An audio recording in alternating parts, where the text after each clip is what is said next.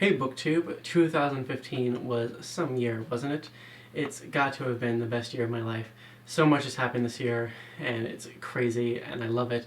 It's just gotten better and better, and I never would have guessed that I'd be where I am right now at the start of it. One thing that went along with it being such a crazy year was that I didn't give myself all that much time to read physical books, which kind of stinks, but on the flip side, I was able to give much more time to other things, to Giselle and to my life and well-being in general. And luckily though, I've been utterly blessed with the jobs that allow me to listen to pretty much whatever I want while I'm working 8 hours a day. My previous job and my current job both involve me kind of doing my own thing, sitting at a computer and working on Photoshop all day. So I can listen to music, I can watch YouTube or Netflix, or listen to audiobooks, and audiobooks won out most of the time. According to Goodreads, I got through 121 books in 2015, and just 26 of those were physical books. That's about 2 physical books a month. Not bad, I guess, but wow, that leaves 95 audiobooks.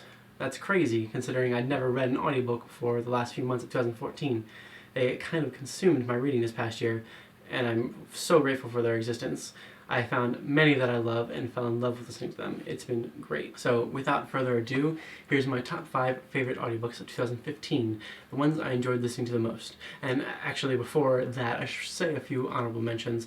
I really didn't want to list something more than once in these top 5 videos, so if something was listed in either of the other ones, I didn't put it into this one too. So some audiobooks that could have made this list, had they not been amazing enough to make it into one of the other lists, are The Martian, my top standalone of the year. The narrator of this, R.C. Bray, 100% perfectly captures Mark Watney in every way.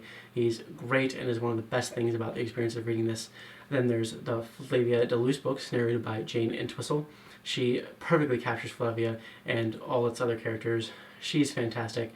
But then, who's really fantastic and is probably my favorite narrator that I've found so far, is Tim Gerard Reynolds, who narrates all the Rear Year books. I put that in my top 5 series, so can't put it here. He actually narrates the 3rd Devlin Murder Squad book, Faithful Place 2, which I'm hoping to get to this month and can't wait for because he narrates it. Anyway, on to the top 5 for real this time. First has just got to be the How to Train Your Dragon series. There are 11 on audiobook right now, and the 12th one is coming to audiobook very soon. I'm crazy excited for it. They're all narrated by David Tennant, and just really that should be reason enough to go listen to them, right? His narration is fantastic. It's so good, and he gets so into it. I love them. I talk more about the books themselves in a very recent video, part 1 of my August, September, October, November wrap-up. So go watch that if you want to know more of my thoughts on the series as a whole. But just know that if you're looking for a fun, humorous, gets better and better middle grade fantasy series, performed nearly perfectly on audiobook, pick these up. I'd suggest looking for them all on Overdrive. In a similar vein is the Mysterious Benedict Society. This is a middle grade mystery series, one that I discuss more fully in part 2 of that same wrap-up I just mentioned. It's so much fun and narrated perfectly by a guy named Delroy. I don't know what it is exactly about his performance that's just so on point. He actually doesn't do a bunch of different voices for all the characters. It's so weird, but it fits so well. Seriously, it's wonderful. Listening to him narrate the story makes it that much better. Somehow his natural voice just easily captures the atmosphere, the characters, the writing, and the fun of the story. Another whole series of great narrations is the Parasol Protectorate series. I listened to each of these kind of in between other things all throughout the year, having finished the last one in September, I believe. Emily Gray narrates these and does it spot on. Every one of her little nuanced voices gives life to each and every character, and absolutely gives life to the story itself and to the humor in Gail Carriger's writing. I'm sure if I had read these in physical form, I would have liked them a lot, but not as much as I love listening to them. Each of them is a treat. The performance just makes each little aspect of the series pop even more than it does on its own. And speaking of narrations that pop, there's one that I just have to include despite my mixed feelings on the book itself. The audiobook For You by Carolyn Kepnes. Legendary, really. I'm sure you've heard talk about it at some point on BookTube. I'd be surprised if you hadn't. And this is performed by Santino Fontana, and the narration just keeps up the creep factor 100-fold. He nails it. I still can't decide whether or not I like this book, but I'd be lying if I said the audiobook wasn't great. And last but not least, the Corman Strike books by Robert Galbraith, or J.K. Rowling.